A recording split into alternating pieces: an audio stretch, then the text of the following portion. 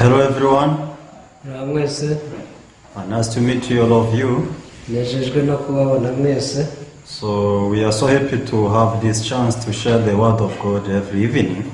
Turishimiye ko tubona amahirwe yo gusangira ijambo ry'Imana buri mugoroba. So I'm sure that our hearts are becoming bright through the word of God. Nizera ko imitima yacu igenda icya binyuze mu ijambo ry'Imana. So whenever we meet the word of God exactly in our hearts, Igihe cyose duhuye n'ijambo ry'Imana uko riri mu mitima yacu, even though we may not want to be joyful, we have to be joyful.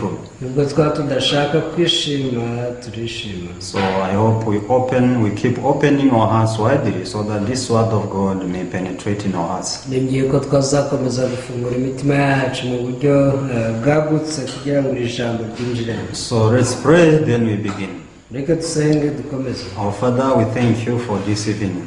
Data turagushimira umugoroba. So we could see that you know how hungry we are.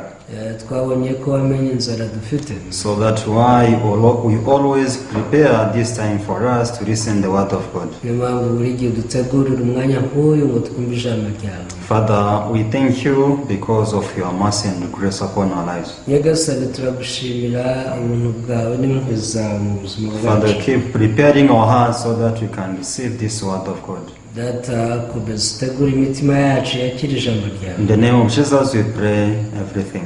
Tubisabye byose mu izina rya Yesu. Amen. Amen.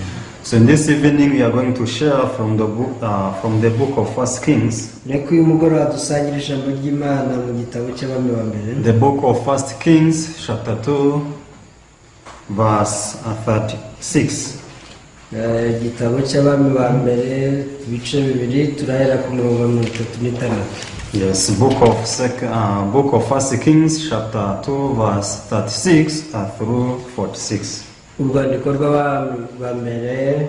Then the king sent and called for Shimei and said to him, build yourself a house in Jerusalem and dwell there, and do not go out from there anywhere. Bukeye umwami atumira Shimeyi aramubwira ati wiyubakire inzu Yerusalemu uyigumemo ntuzayivemo ngo ugire ahandi ugera.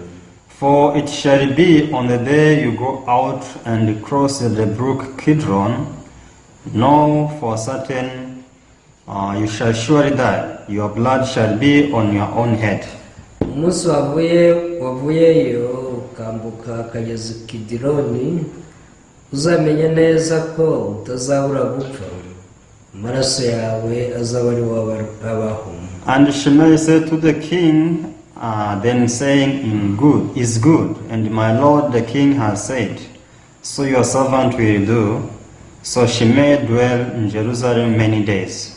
Shimeyi asubiza umwami ati ibyo umbwiye ni byiza, uko uvuze mwami nyagasani niko umugaragu wawe nzabigenza. Shimeyi aba i Yerusalemu amara iminsi myinshi. Now it happened at the end of 3 years that 2 slaves of Shimei ran away to Achish, the son of Maacah, king of Gath. And they told Shimei saying, look, your slaves are in Gath. Hahise imyaka 3 abagaragu babiri ba Shimeyi baracika bajya kwa Akishi mwene Maaka umwami w'i Gati. Bukeye babwira Shimeyi bati abagaragu bawe bari i Gati. So Shimei arose, saddled his donkey, and went to Achish at Gath to seek his slaves. And Shimei went and brought his slaves from Gath. Shimeyi arahaguruka ashyira amatandiko ku ndogobe ye ajya i Gati kwa Akishi gushaka abagaragu be, nuko Shimeyi aragenda bakura i Gati. And Solomon was told that Shimei had gone from Jerusalem to Gath and had come back. Hanyuma Salomo abwirwa ko Shimeyi yavuye i Yerusalemu akajya i Gati akagaruka. Then the king sent and called for Shimei and said to him, did I not make you swear by the Lord and warn you, saying, no, for certain that on the day you go out and travel anywhere, you shall surely die. and you said to me, the word I have heard is good. umwami atumira shimeyi aramubwira ati harya sinakurahije uwiteka akwihanangiriza rwose nti umenye neza ko umunsi wavuyeyo ukagira aho ugana hose utazabura gupfa ukansubiza uti ibyo uvuze ni byiza ndabyumvise. Why then have you not kept the oath of the Lord and the commandment that I gave you? none ni iki cyakubujije kwirinda indahiro y'uwiteka n'itegeko nagutegetse? The king said, moreover, to Shimei, you know, as your heart acknowledges all the wickedness that you did to my father David. Therefore the Lord will return your wickedness on your own head. umwami arongera abwira shimeyi ati mbese aho uribuka ubugome bwawe bwose umutima wawe wakwemeje ubwo wagomeye umukambwe wanjye Dawidi, nicyo kiri butume witeka guhora ubugome bwawe. But King Solomon shall be blessed, and the throne of David shall be established before the Lord forever. ariko umwami Salomo azahabwa umugisha kandi ingoma ya Dawidi izakomezwa imbere y'Uwiteka iminsi yose. So the king commanded Benaiah, the son of Jehoiada, and he went out and struck him down, and he died. Thus the kingdom was established in the head of Solomon. maze umwami ategeka Benaya mwene Yehoyada kumwica, nawe arasohoka aramusumira amutsinda mu bwami bukomezwa mu maboko ya Salomo. Yes, when we read the book of 1 Samuel, we can see the kingdom of the king Saul. mu rwandiko rwa mbere rwa Samweli tubona ingoma ya mbere yabayeho y'umwami Sawuli. When we read 2 Samuel, we can see the kingdom of David. Urwa kabiri rwa Samweli tuhabona ingoma ya Dawidi. But when we read this First Kings is where we can see the starting point of the kingdom of Solomon, the son of David. hanyuma iyo dusomye urwandiko rwa mbere rw'abami niho tubona ingoma ya Salomo itangira. So when we see the kingdom of Saul, in the beginning, Saul was good in the eyes of God. ku ngoma ya Sawuli bigitangira yari umuntu mwiza, Because he was a person who can go in the flow of the heart of God. yari umuntu rwose ukurikira umutima w'Imana. But finally he trusted himself and was no longer following the heart of God. gusa amaherezo yaje kwiyizera ntiyongera gukurikira umutima w'Imana. So he was living as Saul, not God in the heart of Saul. yaje kubaho nka Sawuli ubwe atari Imana iri muri Sawuli. Because of this, God denied him ibyatumye Imana imureka, and he established his servant David. yimika wahoze ari umugaragu we Dawidi. Since David was humble before God, he could receive the heart of God easily. God was able to use him. kubera ko Dawidi yari umuntu uciye bugufi mu mutima we, yabashije kwakira ubuyobozi bw'Imana kandi Imana iramukoresha. So even though he met a lot of troubles in his kingdom, but God was able to be with him. nubwo yahuye n'amakuba menshi ariko Imana yabanye nawe. So he was hated by people from outside, even his children. yanzwe n'abantu bo mu mahanga ndetse yangwa n'abana be. So when we see the beginning of this book of First Kings, iyo twitegereje ko urwa mbere rw'abami rutangira, so that is when the Solomon started to reign. tubona neza uburyo Salomo yatangiye kuyobora igihugu. So when we see this story have read, iyo witegereje iyi nkuru twasomye, there is a man called Shimei. harimo umuntu witwa Shimeyi. So when we read the Bible in the kingdom of David, we can see who was Shimei actually. iyo usomye Bibiliya ku ngoma ya Dawidi ushobora gusobanukirwa Shimeyi uwo ari we. So there is a time the son of David wanted to kill him when he was still a king. igihe kimwe umwana wa Dawidi yaramuhagurukiye ashaka kumwica. He's a Solomon, he's Joab. uwo mwana yari Jowabu. Joab? Joabu Who is that? yitwa gani? Sure. Umuhungu wa David. Absalom. Yes, it's Absalom. Yitwa Absalom. So the son of David, who is Absalom, Uyu mwana wa Dawidi witwa Absalom. as you remember, he determined in his heart to kill his father so that he can be the king of Israel. Nimba mubyibuka yiyemeje kwica se Dawidi kugira ngo yigarure ubwami.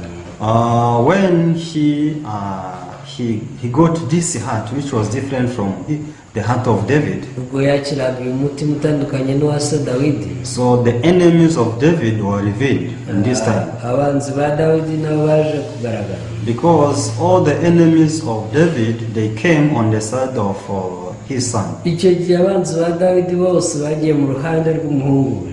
So even though they tried to fight against David, they couldn't defeat him because David was together with the Lord. Gusa nubwo bagerageje kurwanya Dawidi ntibamunesheje kubera ko Dawidi yari kumwe n'Imana. Because these people are not fighting against David, they are fighting against God himself. Ntabwo barwanyaga Dawidi ahubwo barwanyaga Imana ubwayo. So this time also Shimei was able to believe that he was the enemy to David. Iki ni cyo gihe Shimei nawe byatahuwe ko ari umwanzi wa Dawidi. Because when David was running away from his son, Shimei was cursing David and stoning at him. Igihe Dawidi yari mu nzira ahunga Absalomu, Shimei yahagaze mu nzira atangira kumuvuma no kumutuka. You David, you are evil. Ati Dawidi uri umuntu mubi. You murderer, you are supposed to die. Umwicanyi nawe ugomba gupfa. So Shimei was so happy of what was happening in the life of David. Shimei yari yishimiye ibiri kuba kuri Dawidi. He was on the side of the son of David. Yari ku ruhande rw'umuhungu wa Dawidi. So this time, when David was able to take back the throne, ubwo Dawidi yagarukaga ku ngoma, because finally his son died. kubera ko amaherezo wa muhungu yaje gupfa. When he died, he came back in Jerusalem. Amaze gupfa Dawidi yagarutse i Yerusalemu. So God was with him.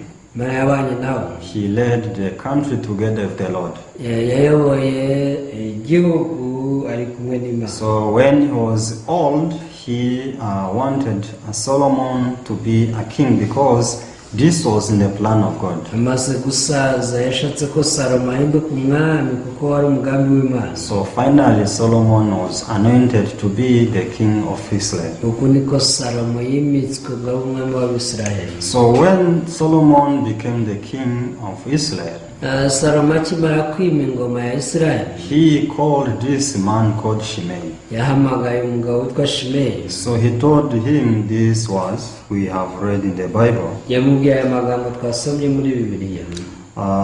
When we read verse 36, it says, Then the king sent and called for Shimei, and he said to him, Build yourself a house in Jerusalem and dwell there, and do not go out from there anywhere. Mirongo 36 bukeye umwami atumira Shimei aramubwira ati wiyubakire inzu Yerusalemu uyigumemo ntuzayivemo ugire ahandi ujya. So in the heart of Solomon there was a certain heart which was clear. Mu mutima wa Salomo harimo umugambi usobanutse. So you Shimei, I want you to build your own house here in Jerusalem. Yamubwira ati Shimei ndashaka kubaka inzu Yerusalemu. But you have to stay in this house, don't go anywhere else. Numara kuyubaka uzayigumemo ntuzayisohokemo. All the time you have to be found in this house. Ubuzima bwawe bwose uzajya buri muri iyi nzu. Because if you have intention to go anywhere, you will surely die. Kubera ko nugira igitekerezo cyo gusohoka ajya ahandi uzapfa. So this is what the king spoke to Shimei. Iki ni cyo umwami yabwiye Shimei. So without even trying to find the heart behind this, he just agreed. Yes, the king, I will do it. Atiriwe nibaza impamvu umwami amubwiye gutya, yarabyemeye ati rwose umwami nzabikora. So Shimei did according to the commandment of the king. Shimei yagiye gukora ibyo umwami amutegetse. So he built his own house in Jerusalem. Yagiye kuko yubaka inzu Yerusalemu. And he occupied the house. atangira kuyibamo. Bible is saying for many days he was in that house. bivuga ko yayimazemo rwose iminsi myinshi. But he came to hear the news telling him that your 2 slaves have gone away. ariko umunsi umwe yumvisha amakuru ko abagaragu be babiri bamucitse. They have run away to Achish, bari bamuhunze bigira kwa Kishi, this land called Gath. mu gihugu cy'Igati. So when Shimei heard about this, he had the heart to follow them and bring them back. Shimeyi akibyumva yagize umutima wo kubakurikira ngo abagarure. So this is what he did. He prepared himself and he ran behind them. yariteguye koko arabakurikira. So when he ran behind them, he took them back. nibyo koko yarabakurikiye kandi arabagarura. They came back together in Jerusalem. bagaruka ni Yerusalemu. But David was able to listen what Shimei did. ariko Salomo yaje kumenya ibyo Shimeyi yakoze. King Solomon, do you know that? baravuga bati mwami Salomo si byaba. That Shimei you thought to stay in Jerusalem, he has gone in the Gath. Shimeyi wari wabwiye kuguma i Yerusalemu yahavuye Gilgali. He went and he followed his 2 slaves who had run away and take them back in Jerusalem. yakurikiye abagaragu bari bamuhungiyeyo arabagarura bagarukanye Yerusalemu. So after Solomon heard about this, he called Shimei. Salomo akibyumva yahamagaye Shimeyi. Shimei, what did you do and what did I tell you? aravuga ati Shimeyi wakoze ibiki kandi ibyo twari twavuganye ni ibiki. So when we read verse 42, that is when King called Shimei. ubwo twasomaga umurongo wa 42 niho tubona umwami ahamagara Shimeyi. This verse 42 it says, Then the king sent and called for Shimei and he said to him, Did I not make you swear by the Lord and warn you, saying, Know for a certain that on the day you go out and travel anywhere, you shall surely die. And you said to me, The word I have heard is good. umwami atumira Shimeyi aramubwira ati harya sinakurahije Uwiteka nakwihanangiriza rwose ni umenye neza ko umunsi wavuyeyo ukagira aho ugana hose utazabura gupfa ukansubiza uti ibyo uvuze ni byiza ndabyumvise. You said you will do it. ubwo wavuze ko ari byiza kandi ubyumvishe. Because you said these words are so good. baravuze ngo uzabikora rwose ni byiza. So when the king spoke to Shimei, don't go away from Jerusalem, these words were suitable in the ears of Shimei. ubwo umwami yabwiraga Shimeyi ati rwose wubake inzu ugume i Yerusalemu ntuzahave. aya magambo Shimeyi yumvishe ari meza. Shimei thought that he can do it, he can make it. Shimeyi yatekereje ko ibyo yabishobora. So that is the reason why he agreed the commandment of the king. niyo mpamvu ibyo umwami yamutegetse yabisamiye hejuru. But since he swore by the Lord, Shimei had to die. kubera ko yarahiye imbere y'Uwiteka Shimeyi yarapfuye. Because he had said, I will not go anywhere. If I go anywhere, I shall surely die. yari yabirahiye ati ntabwo nzahava nimpava rwose nzapfa. So this was the oath before the Lord. yari indahiro yaragiriye imbere y'Uwiteka. So what can the king supposed to do now? ese umwami ubu ni iki yamukorera? So Shimei is supposed to die according to the commandment. ugendeye ku itegeko Shimeyi yagombaga gupfa. So when we read verse 45, iyo usomye umurongo wa 45. So verse 46 says, So the king commanded Benaiah the son of Jehoiada and went out and struck him down. umurongo wa 46 maze umwami ategeka Benaya mwene Yehoyada kumwica. nawe arasohoka aramusumira amutsinda aho nuko ubwami bukomezwa mu maboko ya Salomo. This became the end of Shimei's life. uku niko ubuzima bwa Shimeyi bwarangiye. So why did Shimei die? kubera iki Shimeyi yapfuye? So many people they think Solomon killed Shimei. abantu baca bati ni Salomo wishe Shimeyi. They don't see any mistake in the life of Shimei. ntabwo babona ikibazo Shimeyi yari afite. But Shimei, he had a very big problem in his heart, and because of this he died. kubera Shimeyi yari afite ikibazo kimukomereye mu mutima we ni nacyo cyatumye apfa. So I'm sure that when Shimei he wanted to obey the king in the time of David. Nzi neza yuko Shimeyi no mu gihe cya Dawidi yumvaga ashaka kumwumvira. But when his son became rebellious, Shimei, he saw the heart which cannot obey the king. Ariko umwana wa Dawidi ubwo yahindukaga ikigomeke, Shimeyi yabonye umutima utabasha kumvira Dawidi. Because Shimei fight against David as his son was doing. Shimeyi yatangiye kurwanya Dawidi nk'uko umuhungu wa Dawidi yabikoze. But even though Shimei acknowledged his heart didn't realize his true image. Nubwo Shimeyi yabibonye ntabwo yigeze atahura ko ari ishusho y'ukuri. So when the king Solomon called him and gave him this commandment, still Shimei was still having such heart. Umwami Salomo amuhamagara akamuha itegeko na nubwo yari agifite wa mutima we. Because Shimei said, what the king said, I will do it. Why not? Shimeyi yahise avuga ati rwose ibyo umwami avuze nzabikora, ni iki cyambuza kubikora. But if Shimei would have acknowledged his true image and his weakness, he was not supposed to say so. Iyo Shimeyi yatahuye ishusho y'ukuri ntabwo yari kuvuga gutyo. He was supposed to say, the Lord, the king, for sure I cannot make it. Yashobora kuvuga ati nyagasani mwami ibyo bintu sinabishobora. So I tried my best to obey my Lord David, my King David. No ku gihe cy'umwami Dawidi nagerageje kubaha nyagasani umwami ariko birananira. I tried to be submissive to him, but I couldn't make it. Nagerageje kumwumvira ndetse no kumukurikira birananira. When I got the opportunity, I could see this evil heart which could fight against the king in me. Buri gihe habaga amahirwe yo kurwanya Dawidi, nabonaga uyu mutima wo kumurwanya mu mutima wanjye. But now I'm not sure that I have no expectation to obey my king Solomon. Dore n'ubu ngubu nta kintu nakwizeza niteze ngo wenda nzabasha kumvira umwami Salomo. So even though you tell me to stay here in Jerusalem, I'm sure that I cannot make it. Nubwo mbwira ngo nzaguma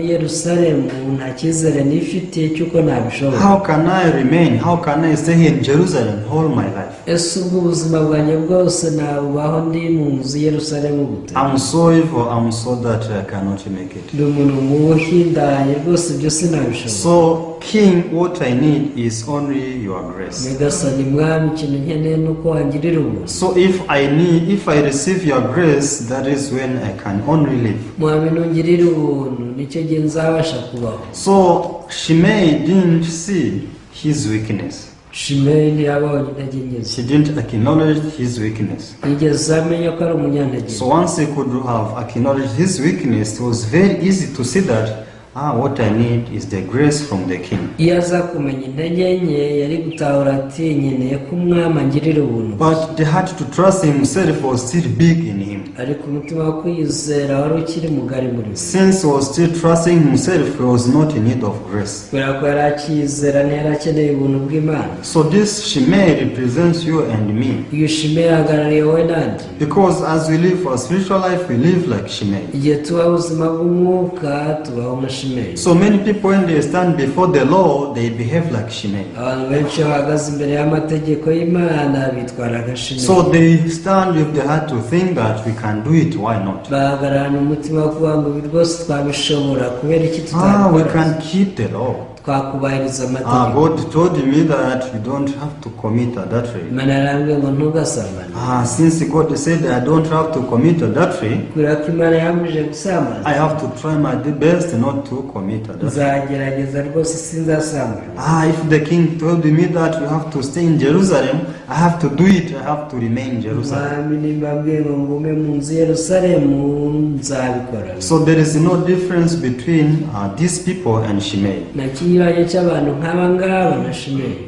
God says that you have to keep Sabbath. Imana yaravuze ngo wubahirize isabato. So this is how people they try their best to do according to the law. Ubu niko abantu bakora iyo bwabaga ngo bakore iby'amategeko abasaba. Because they had to think that they can do it is still lying in them. Kubera ko umutima ubabwira ngo mwabasha kubikora uryamye muri bo. But we can see that the end result of self-trusting of Shimei Likewise, this can happen to us. amaherezo y'umutima wo kwizera wa Shimeyi niyo natwe ashobora kutubaho. So God is telling us that unless you throw away this self-trusting heart, your end will be like the end of Shimei. Imana iri kutubwira iti muramutse mutashugunye iyo mitima yo kwizera nakabuzerezo ryangiye rya Shimeyi. People, they have to acknowledge how weak they are before the Lord. Abantu bagomba kumenya ko ari abanyantege nke imbere y'Imana. And this was the role of the law in our lives. Uyu rero ni umumaro w'itegeko mu buzima So bwacu. this is the reason why God put this law before us. Iki ni cyo cyatumye Imana iduha amategeko. But many people, they think, the reason why God has set these laws before us is for us to keep them. Gusa abantu benshi batekereza bati Imana yaduha amategeko ngo tuyubahirize. So through the law we can realize how much we need the grace of God. Mu mategeko tubona uburyo dukeneye ubuntu bw'Imana koko. Because as long as you realize your weakness, you can realize that for sure, without the grace of God, I can die. Igihe cyose tutahawe intege nke zacu nicyo gihe tuvuga tuti hatabaye ubuntu bw'Imana twapfa. So we can see that the work of the law was able to be fulfilled in the life of Shimei. Ubu tubasha kubona ko umurimo w'amategeko wabashije gusohora mu buzima bwa Shimei. Because if we depend on the law, only curse will come in our lives. Turamutse twishingikirije ku mategeko nta kabuza umuvumo niwo uzaza mu buzima. Because the Bible says if you do according to the law 100%, you receive blessings. Biravuga ngo uramutse wubahirije amategeko 100% wabona umugisha. But if you don't do it, the curse will come in your life. Ariko nimba utabyubahirije 100% ni umuvumo uzakuza. So now Shimei did it and he tried it, but he couldn't fulfill. Shimei yarabikoze rwose arabigerageza ariko ntiyabashe kubisohoza. Like me and you, we tried to do it, but we didn't fulfill. Nicyo kimwe nanjye nawe turabigerageza ariko ntitubikora. So for this time, God wants us to decide in our hearts. Rero Imana ibishaka ko dufata umwanzuro mu mitima yacu. I did my best to do according to the law, but did I do it or not? Kavuga uti naragerageje rwose muri bwabaga ngo nubahirize amategeko ariko se narayubahirije koko. So if until now I didn't fulfill what laws command me to do, am I in the blessings or in the curse? Ese nimba kugeza ubu ngubu ntarashoje ibyo amategeko ansaba byose ubwo ndi mu mugisha cyangwa ndi mu muvumo?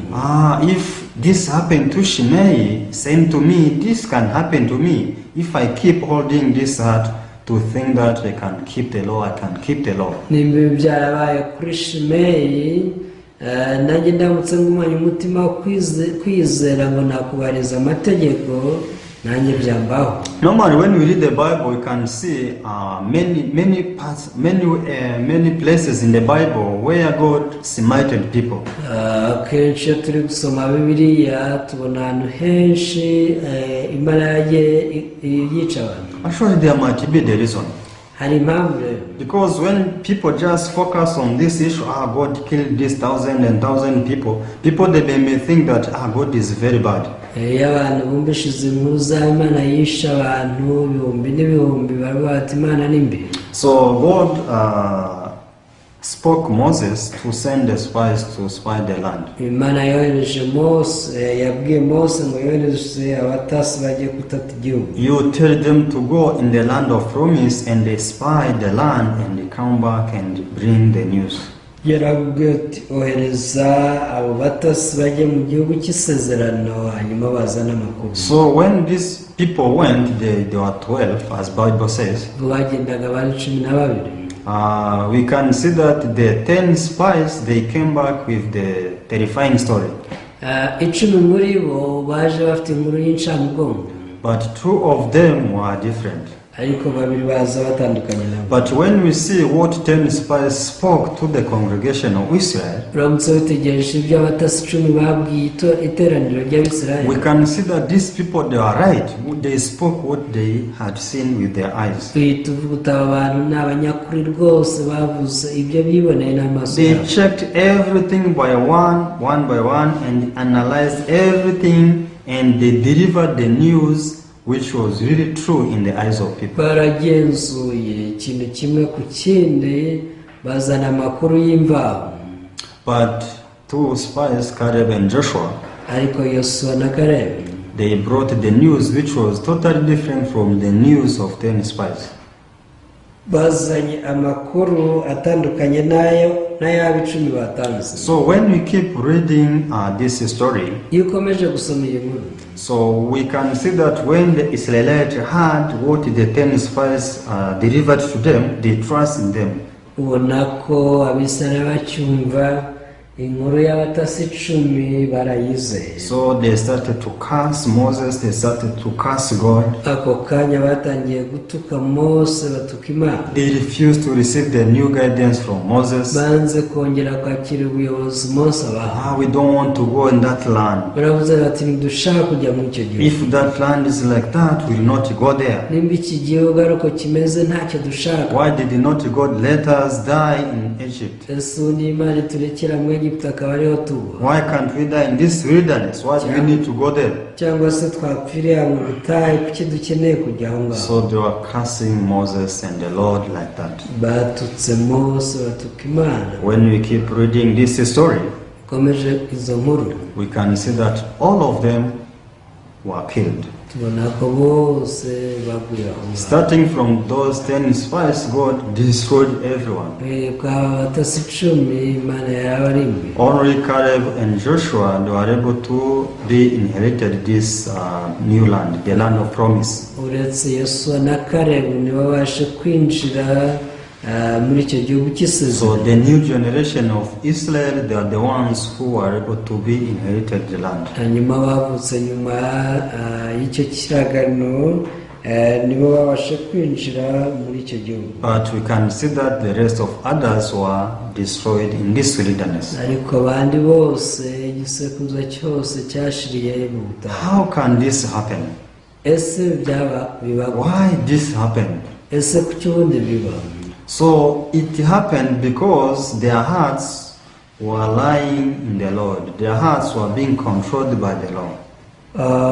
ibi byabaye kubera ko imitima yabo yatwarwaga n'amategeko. They couldn't see why they need the grace of God. ntibabonaga impamvu bakeneye ubuntu bw'Imana. Since their hearts are compromising, or since their hearts are ruling by the laws, they couldn't have the time to ask the grace from God. kubera ko imitima yabo yabaga ishorewe n'amategeko, ntibagiraga umwanya wo gusaba ubuntu bw'Imana. So because of this, God was angry.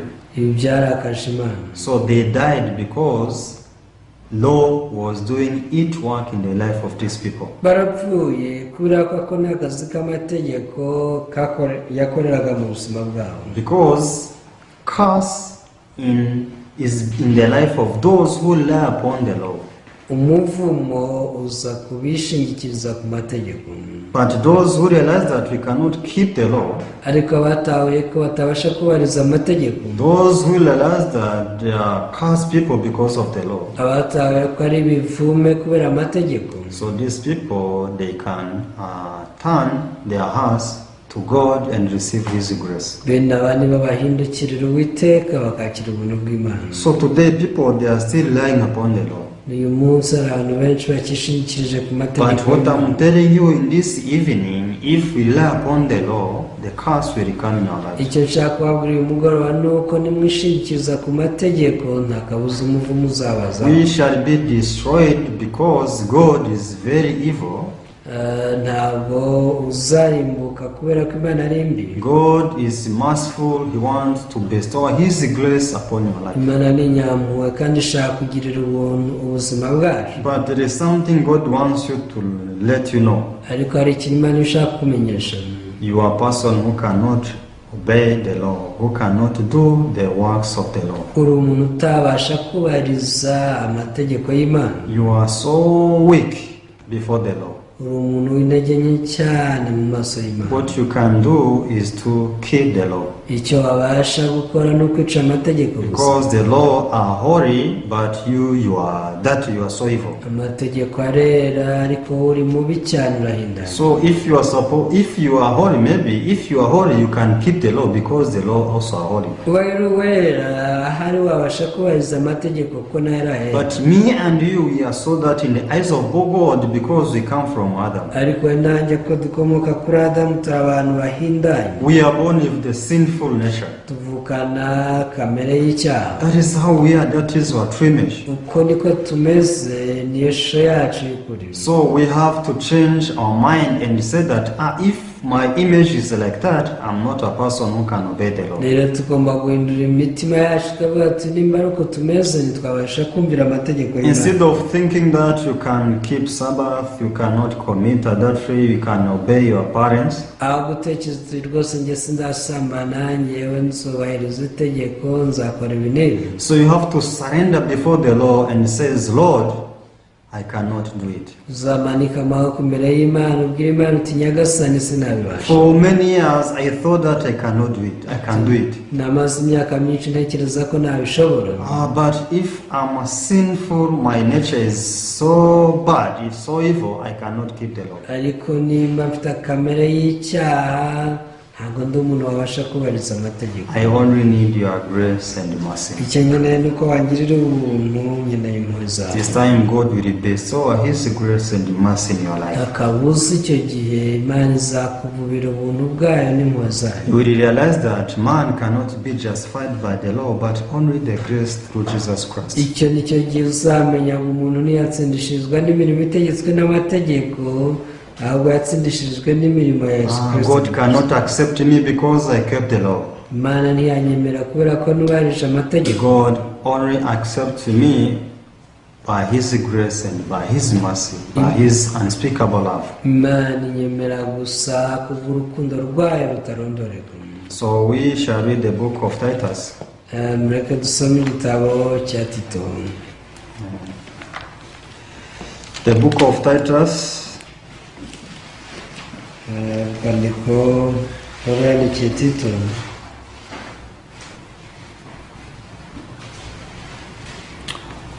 the book of Titus chapter 3 verse 5.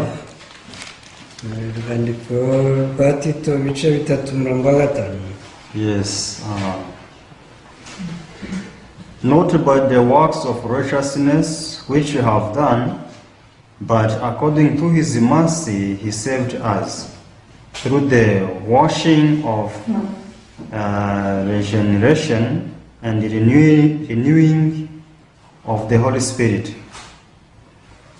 iradukiza itabitewe n'imirimo yo gukiranuka twakoze, ahubwo kubw'imbabazi zayo dukirisha kuhagirwa, ariko kubyarwa ubwa kabiri ikadukirisha no guhindurwa bashya n'umwuka wera.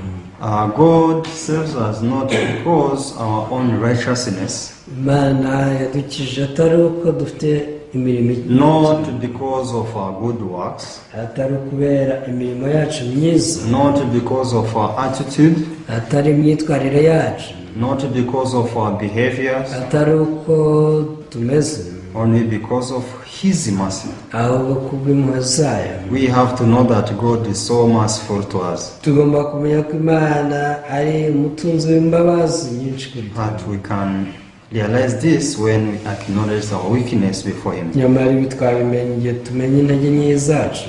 We are so weak, turi abanyantege nke cyane, but many people they are perishing as Shimei because they didn't acknowledge their weakness. gusa abantu benshi barimbuka nka Shimeyi kubera ko batigeze bamenya intege nke zabo. But today God wants us to repent our hearts. gusa uyu munsi Imana ishaka ko twihana tukareka imitima yacu. Lord, I cannot do it, I cannot make it. uvuga uti nyagasani sinabishobora, Only your grace is sufficient. ubuntu bwawe nibwo bumpagije. So if we possess this heart, igihe tutunze uyu mutima, for sure we will see how God is so merciful to us. dukuri tuzabona uburyo Imana ari umutunzi w'imbabazi. We shall only live by His grace and mercy. icyo gihe tuzabaho kubw'ubuntu bwayo n'impuhwe zayo gusa. I hope we throw the heart of Shimei and receive the grace of God. ningiye ko uyu mutima wa Shimeyi twawujugunye tukakira ubuntu bw'Imana. So thank you so much.